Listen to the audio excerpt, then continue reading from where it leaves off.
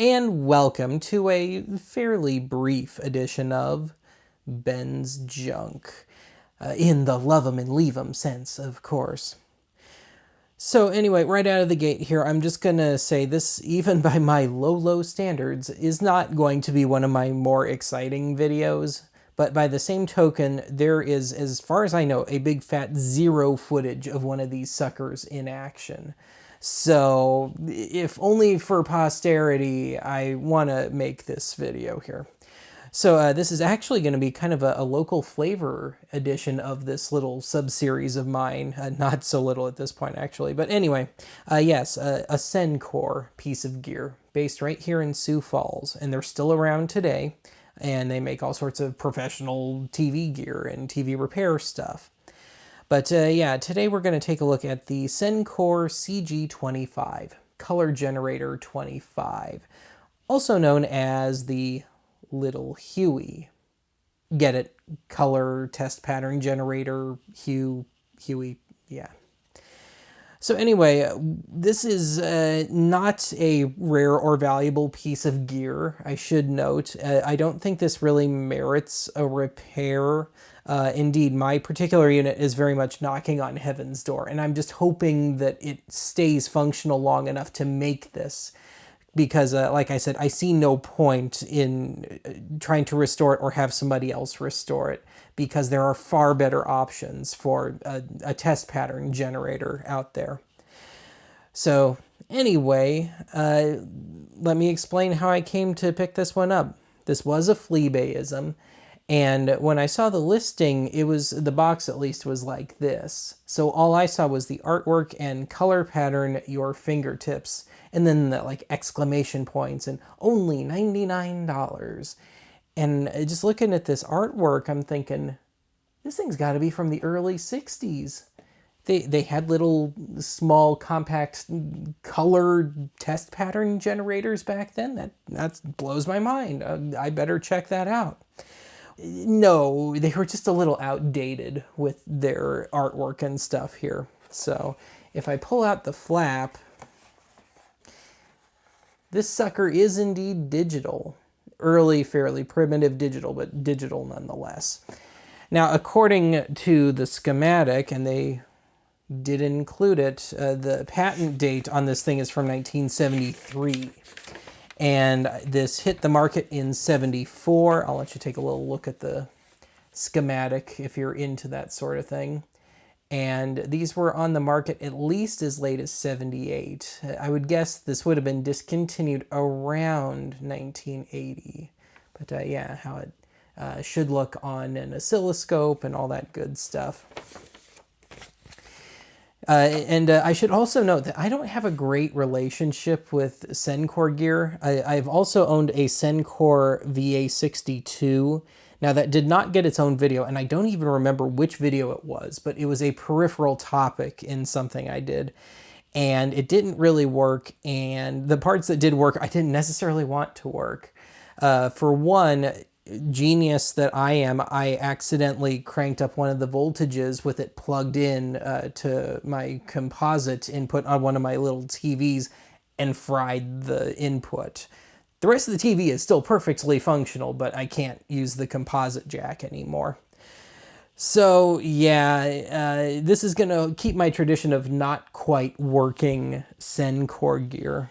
But anyway, this is it, the Little Huey.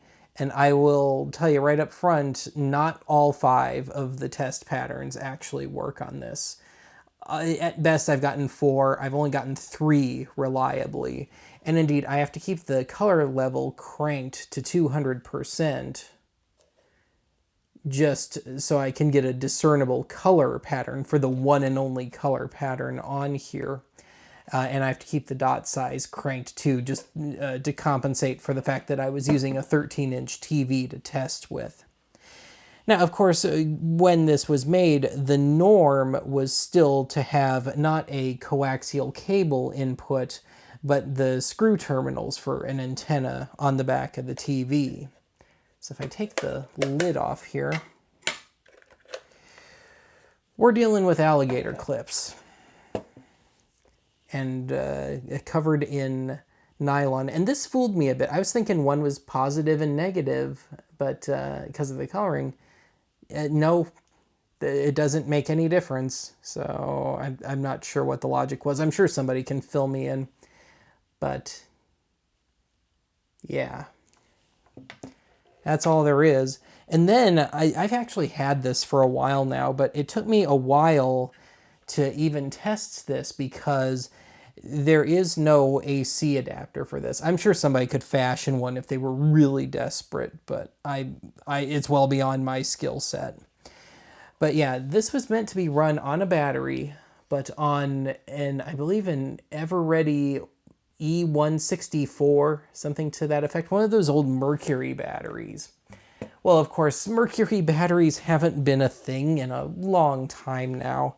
So it took me a while to track down the modern equivalent, alkaline equivalent to one of those. And I had to go to one of those kind of boutique specialty battery places where you get to pay 15 bucks, 20 bucks, 25 bucks for a single battery. But I was able to test it. Yeah, I'd like to get this on film, so to speak, before this unit totally croaks on me. And if I remember, I'll try and open this thing up and let you take a look if I am able to get down in there.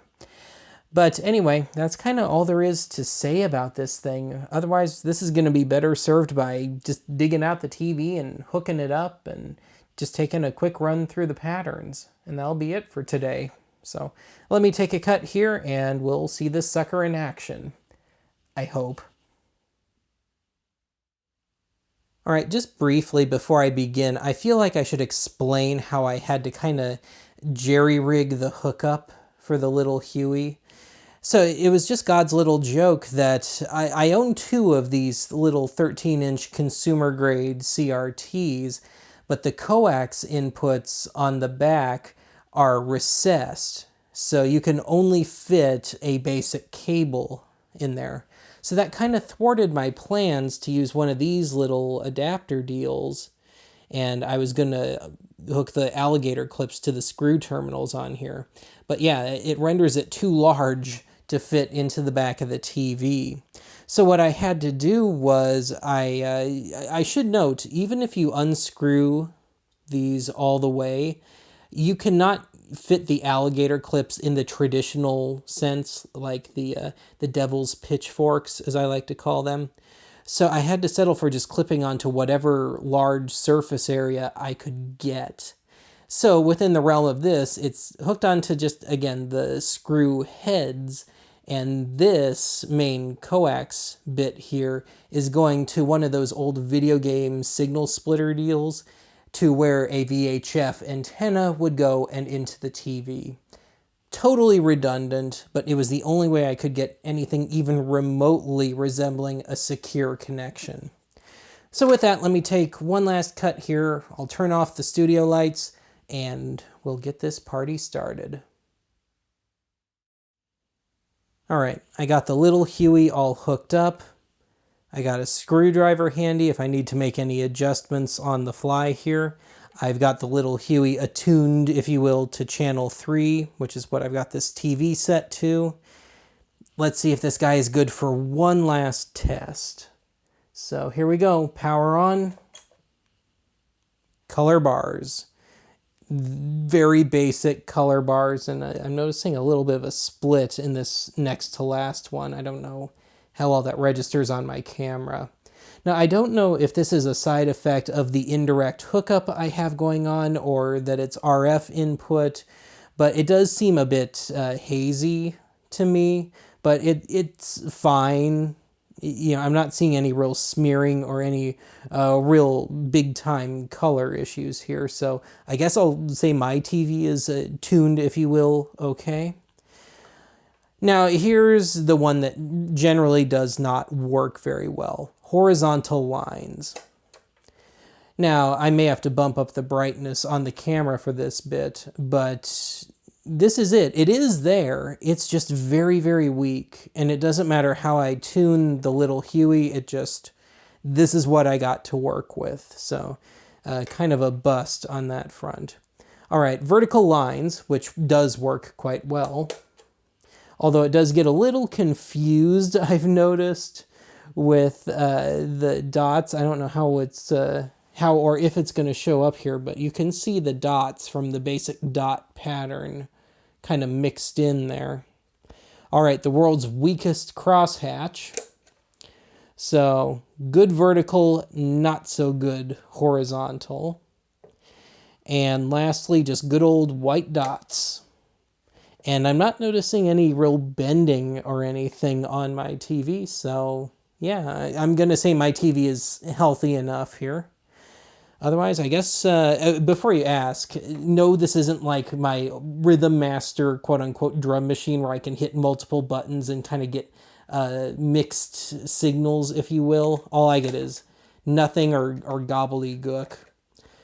But yeah, let's kick back to the color bars, the feature attraction, and that's all there is to demo with this thing. So with that, that's it for this installment of Ben's Junk.